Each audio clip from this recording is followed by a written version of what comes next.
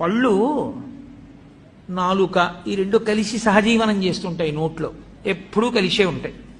ఒకానొక నాడు నాలుక పళ్ళని అడిగింది, నేను రుచి ఒకటే చూస్తాను, కానీ నిజానికి కఠినమైన పదార్థాలని పెడితే నేను రుచి చెప్పలేను. ఓ పాలకాయలని చేస్తారు, అవి నేను చప్పరించలేను, కానీ మీరు పాపం కష్టపడి వాటిని నవిలి గుండ చేసి నా మీద పెడతారు. నేను చక్కగా ఇంత రుచిగా ఉందని దాని రుచి చూసి లోపలికి తోస్తూ ఉంటాను. ఇలా ఎన్ని పెట్టారో నవిలి మీరు.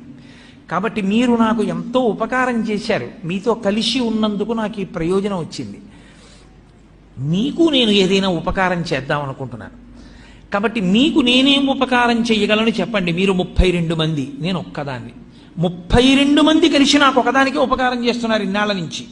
నేను ఒక్కదాన్ని మీ 32 మందికి కూడా ఏదైనా ఉపకారం చేస్తాను, ఏం చెయ్యమంటారని అడిగితే పళ్ళు అన్నాయి, మాకు నువ్వు చెయ్యగలిగిన ఉపకారం ఒకటే,